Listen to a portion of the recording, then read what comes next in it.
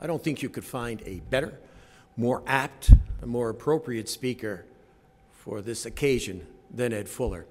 I think maybe some of the highlights of his background might be useful.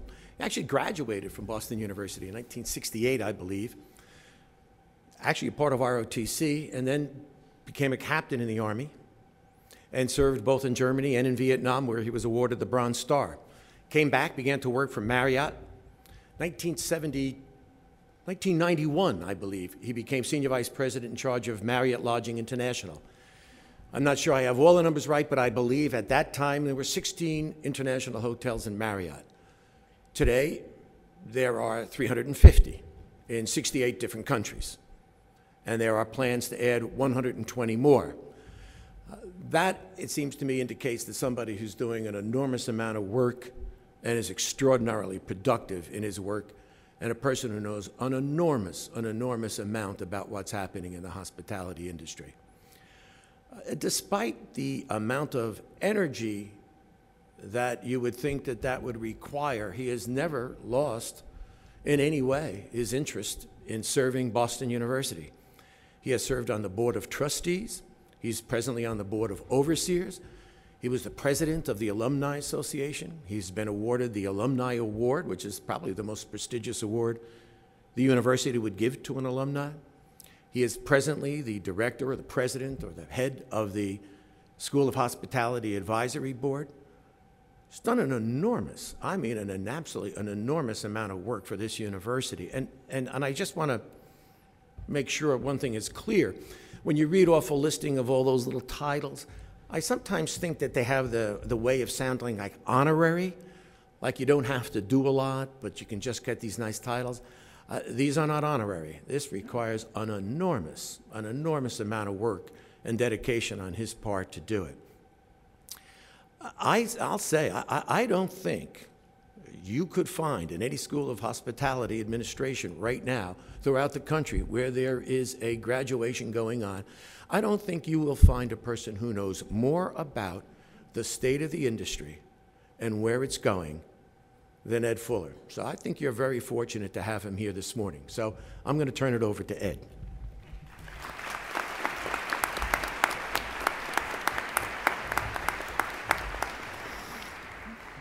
That was a very kind and warm introduction. You know, today is very special for a lot of people, but the graduation is all about the graduates, right? It's all about you, and I hope you've established that with everybody, because today is all about you. But we're going to talk about tomorrow, and so there's a lot ahead of us, and while you have a lot to celebrate, I want to take a few seconds to recognize two other folks, and then I'll come back to you.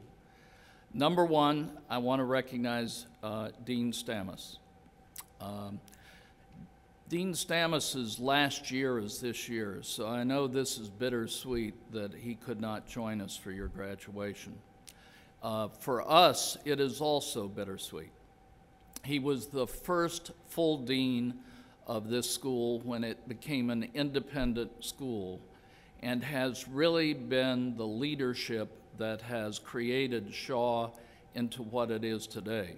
That modern facility that you have enjoyed did not exist before, as you know, because the class was here when it came about.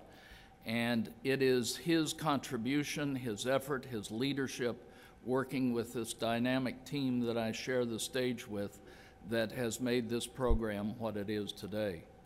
And I heard Bob Brown, the president of the university, describe Jim as the comprehensive dean, because he became involved in the total role. He was involved with the students, involved with the academics, and involved with the industry. And that is a rare, rare combination. So I'd just like you to take 2 seconds. He's not with us, but I'd like to know that he can hear us, and let's give him a round of applause.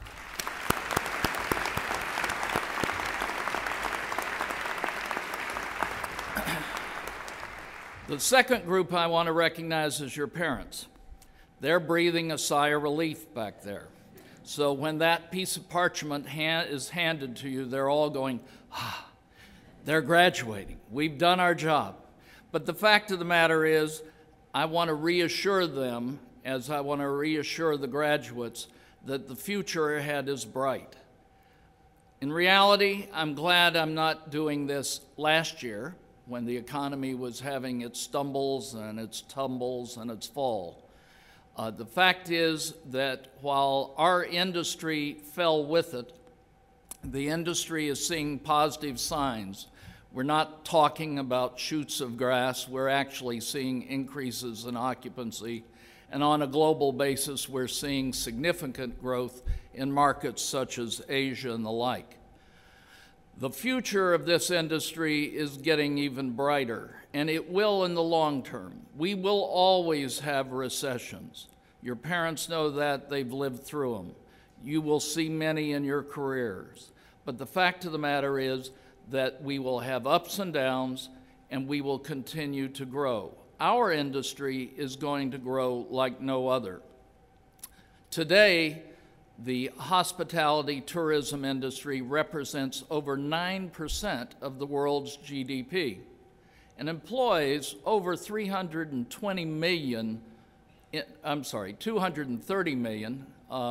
people worldwide. In 2020, that number will be over 320 million, and in fact will represent more than 10% of the GDP. A lot of things are happening out there. New markets are growing, new sources of travelers are traveling, new demands for the industry are growing every day. And a lot of it comes from the leisure business, but also in the general business areas too. Airlines are going through huge consolidation problems, but in reality, they are still expanding their growth to serve new markets. And these new markets represent jobs, opportunities in related as well as the hospitality hotel business, restaurant business, tourism business, event business, and all those areas. That's the good news. The market is changing, and it is growing in a really great way for the future. So these graduates sitting in front of you, should they choose to stay in hospitality, have tremendous potential for a lifelong career.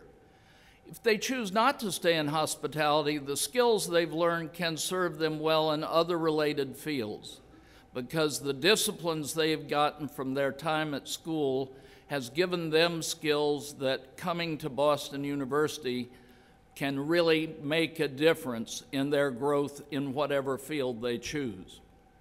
Your parents made a great decision in helping you come to Boston University. It has served many, many people well. We have over 300,000 graduates today around the world from Boston University who celebrate in many, many ways the fact that they got their degree at this institution.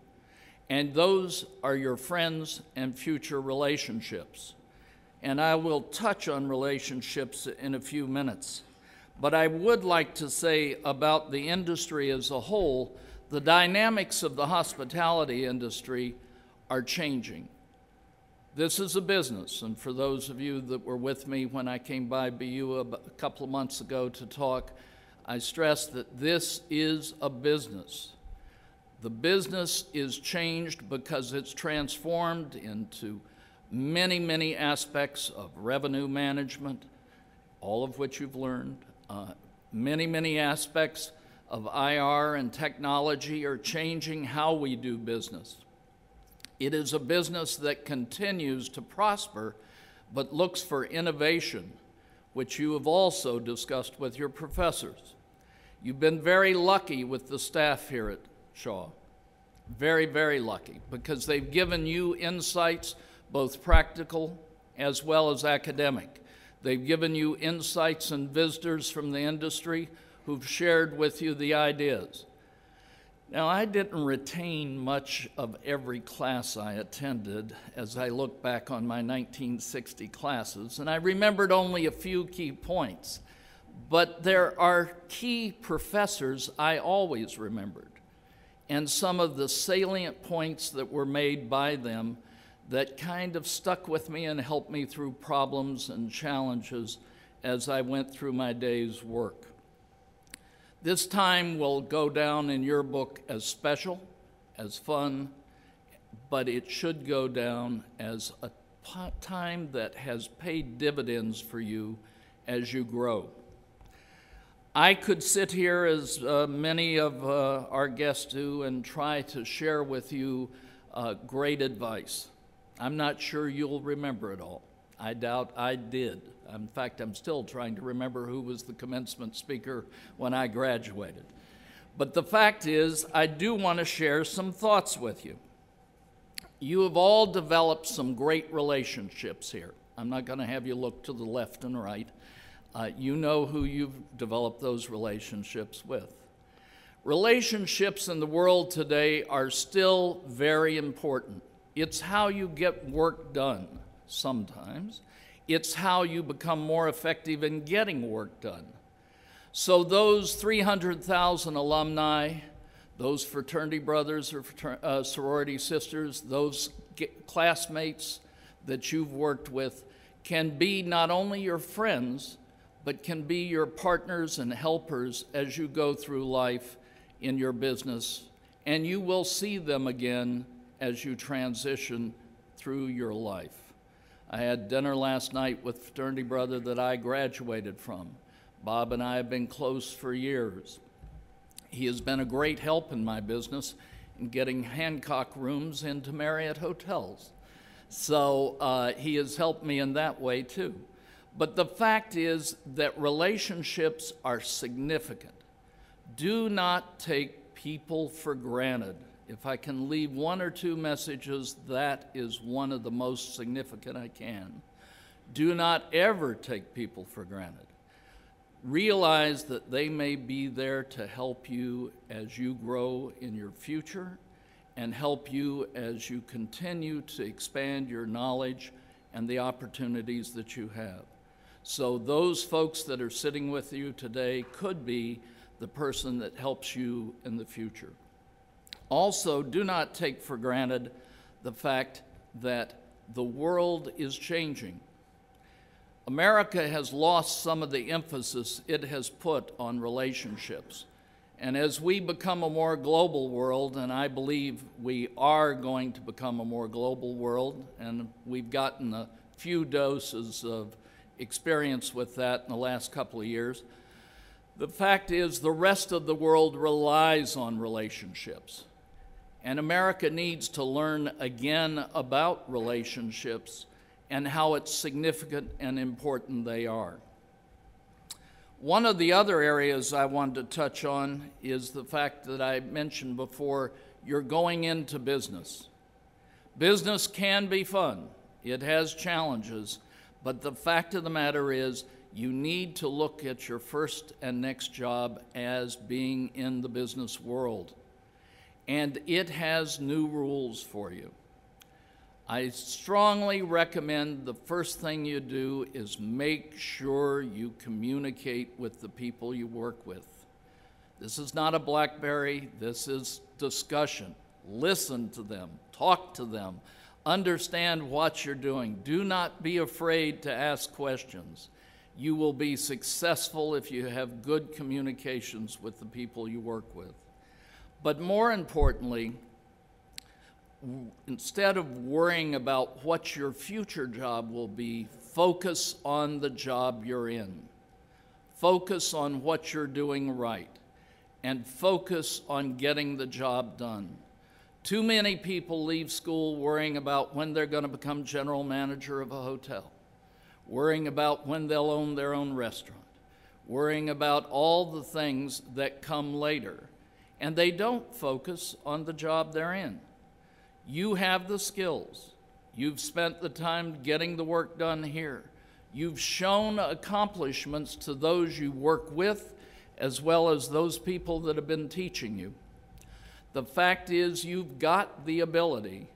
Show that ability in getting the job done rather than working on all the future things you'd like to do.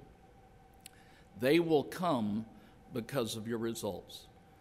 So I promised you only a couple of ideas, because if I loaded you up with everything, I thought you'd never remember any of them. I would only suggest again that you have your life ahead of you. You've got a great opportunity. You made a tremendous choice coming to the School of Hospitality and Boston University. And you've had a great team sitting up here on the dais with me who have worked diligently to give you the resources. So my last piece of advice, use them. Be successful. Enjoy it. It's great out there, and if we can ever help you, well, Marriott Hotel always needs good people. And to the parents and to you, we always need good customers. So if you haven't got your Marriott Rewards points or planned your next vacation, we'll be looking forward to seeing you at the next Marriott facility. Thank you very much and good luck.